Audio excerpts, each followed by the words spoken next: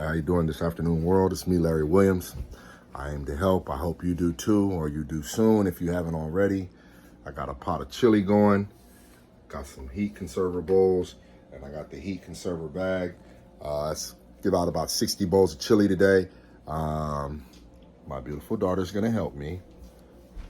Stay catching her slipping. But anyway, yeah, enjoy the journey. We're about to start feeding. God bless. I'll be back with you in a second.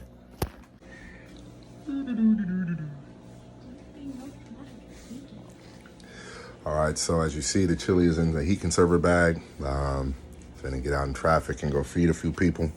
And yeah, just let it be whatever it is. God bless. Aim to help. All right, world, it's me, Larry Williams. Pulling up over here on Fair Oaks and H.E.L.P. You already know my destination.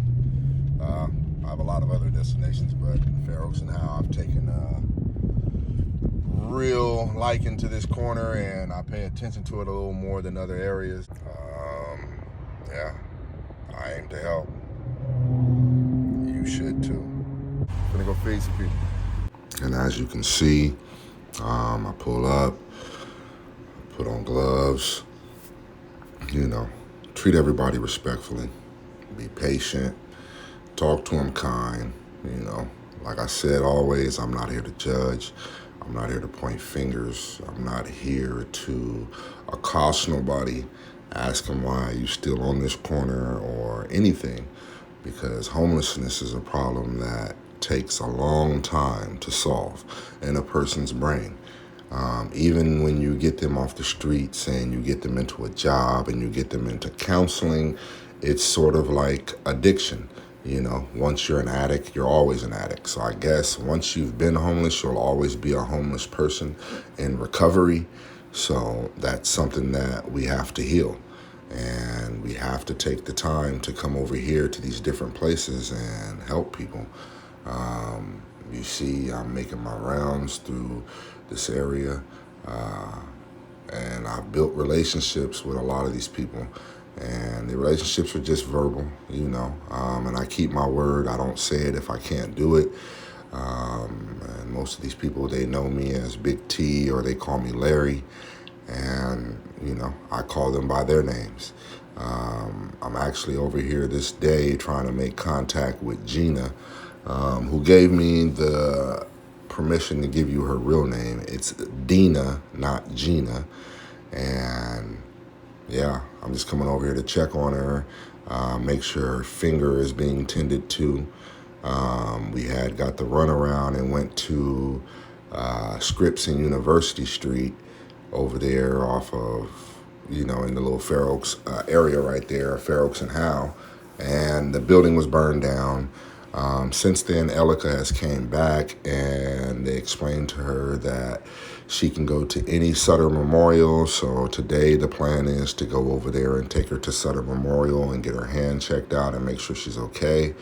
Yeah, and as you see, just doing what I'm supposed to do. Feeding, giving back, personalizing, showing people that they do matter. And every step and every day, I'm just trying to give them some hope and let them know that they're not forgotten about, that, they do have a voice and they do matter and people do care. And a lot of people do care. Since I've been bringing attention to this, people have been coming over here a lot more, and they've been being kind. They've been bringing food, milk, bread. A lot of restaurants are taking it upon themselves to honor the new law that says that you're not supposed to throw away your food. And a lot of them are just coming over here on their own, and they're bringing big bags of fresh bread, bags of fresh baked pizza, and a lot of the stuff they made and they're giving away, and it wasn't stuff that they just had left over. They're giving back.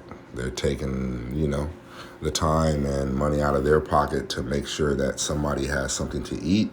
And yeah, so now it's about to get real cold, so we got to start trying to provide blankets and things. And while I'm standing there talking, I'm asking them to let Gina know or Dina, excuse me, know that I'll be back, and I had put food at her tent, and they were watching it, letting me know that they were gonna make sure she got it and that she had went and got on the bus. And as I'm standing here talking, I get a realization that she had just got off the bus and she's coming from the other direction. And I was happy because she's a nice lady, and she's kind of like my big sis, or like a older auntie to me. She's a good lady, and she has a lot of sway and control over here and say, and people treat her with respect. And as you see, when she comes up, I shake her hand.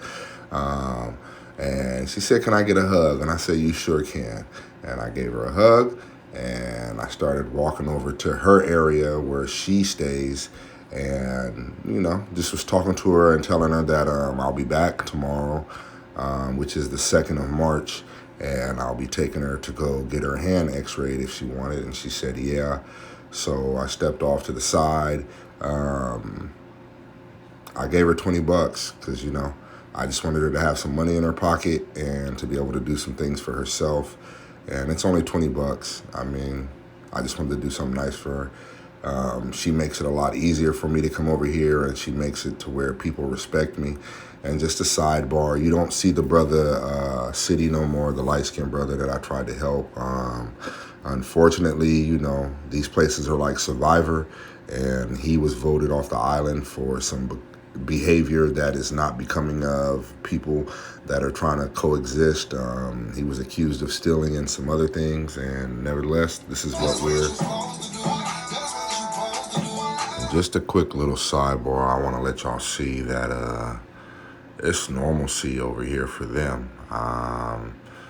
They clean, they sweep, they rake, they have their tents set up like it's a room. A lot of them are nice and neat. They keep them clean. Yeah. Unfortunately, they just live in squalor. Unfortunately, they don't have their own place. Over here, it's homelessness.